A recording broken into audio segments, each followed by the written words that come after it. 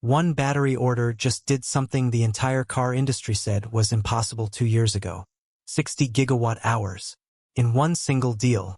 That's enough stored energy to charge every smartphone on the planet at the exact same second. And the company that placed this order isn't chasing hype. It's the biggest battery maker alive, CATL. But here's the part that will make you stop scrolling. The material powering this battery isn't some rare mineral dug out of a war zone. It's sitting in your kitchen right now. It's table salt. By the end of this video, you'll understand why the car industry is quietly picking sides in a war between two elements, and why the loser of that war might actually be the one sitting under your hood right now. Let's skip the small talk and go straight to the number that started this fight. CATL is now producing sodium-ion battery cells at roughly $19 per kilowatt hour. Lithium-ion cells? Between $55 and $70 per kilowatt hour, according to current industry pricing data. That's not a discount. That's a completely different cost planet. And in a real production car, not a lab prototype, the sodium battery, called the Naxtra, delivers over 500 kilometers of range on a single charge, with an 80% top-up in just 15 minutes. Sit with that for a second. This isn't a concept. It's already rolling off assembly lines. But the real shock isn't the range. It's what happens when winter hits, and we'll get to that because it changes everything about who actually wins this war. Stay with me. To understand why this salt battery is such a big deal, you need to understand just how completely lithium conquered the world first. Before lithium batteries went mainstream in the early 1990s, a camcorder battery lasted about an hour.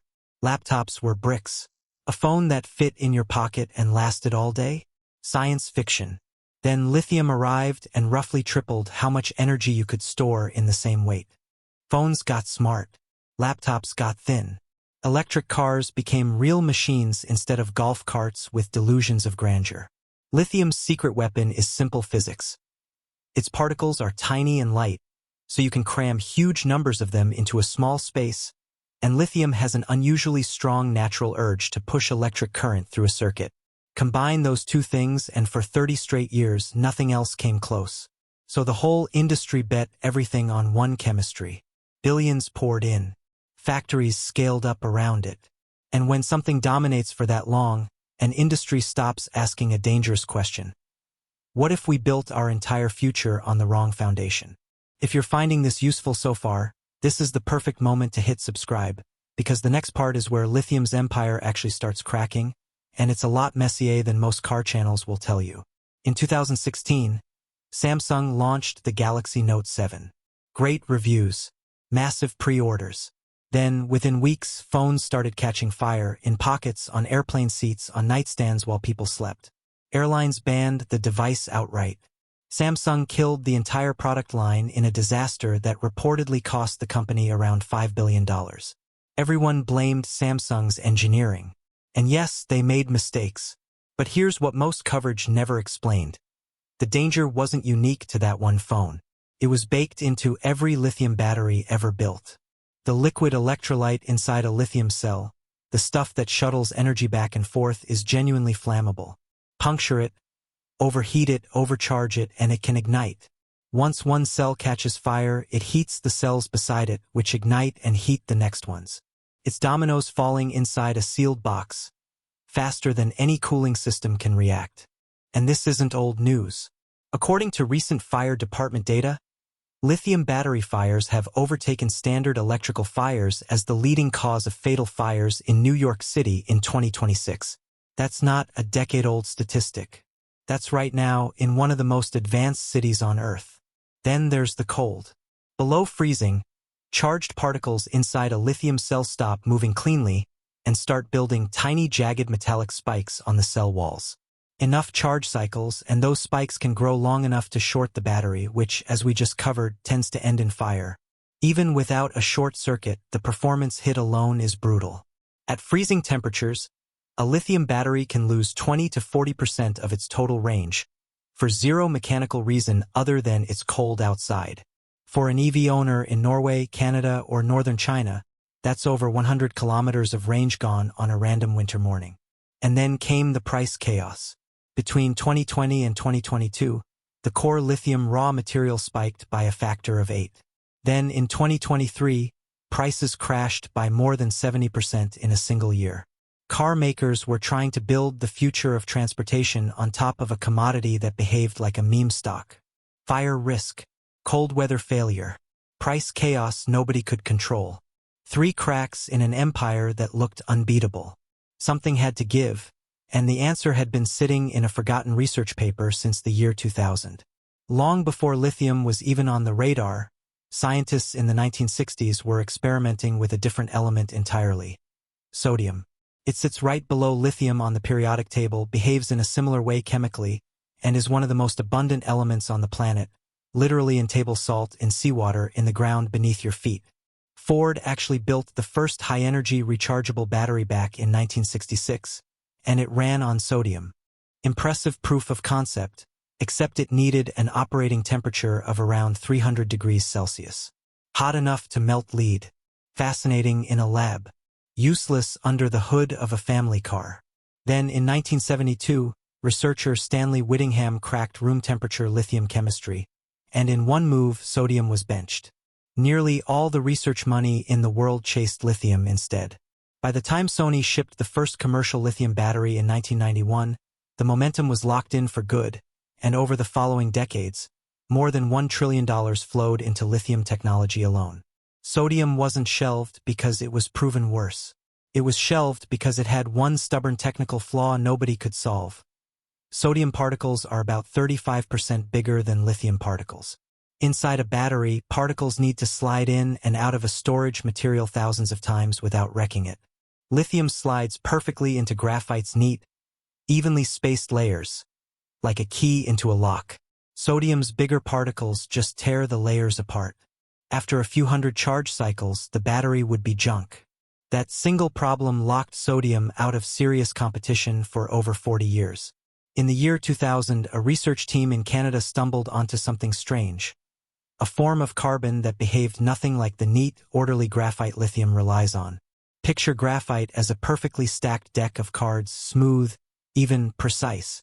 Sodium's oversized particles can't slide between those cards without destroying them. Now picture hard carbon as the exact opposite. Made by heating organic material, plant waste, agricultural byproducts, even glucose, to between 1000 degrees Celsius and 1400 degrees Celsius with zero oxygen present. What comes out is carbon frozen in permanent chaos. Irregular gaps, uneven pockets, no orderly stacking at all. And it turns out those messy pockets are exactly the right shape and size to comfortably house sodium particles without breaking down. For the first time in 4 decades, sodium finally had a home. But here's the open loop worth holding on to.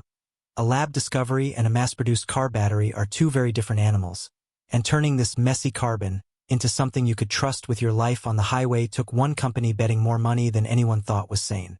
We'll get to exactly how much in a moment, and the number is bigger than most EV startups' entire valuation. Hard carbon has a flaw of its own. It's porous, which means it soaks up moisture like a sponge. Even a trace of water inside a battery cell reacts with the internal liquid and slowly destroys the cell from the inside out. Manageable in a small lab sample. A nightmare at the scale of millions of car batteries.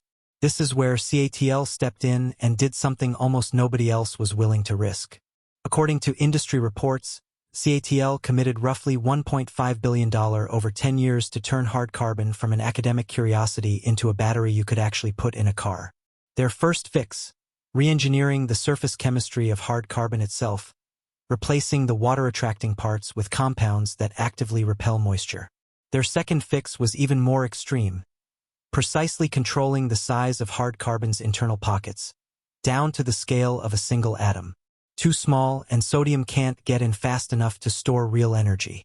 Too large and you're wasting space that could be storing more charge. Nailing that balance consistently at industrial scale took years most competitors weren't willing to spend. The result? The Naxtra battery. And the numbers aren't lab theory, they're already on the road. Lifespan. The Naxtra handles more than 10,000 full charge cycles before meaningful degradation. Roughly 3 times the lifespan of the lithium iron phosphate cells it competes with directly. Charge it once a day, every single day, and reported figures suggest it would still be reliable after 27 years of daily use. Cold weather, the number I promised you earlier.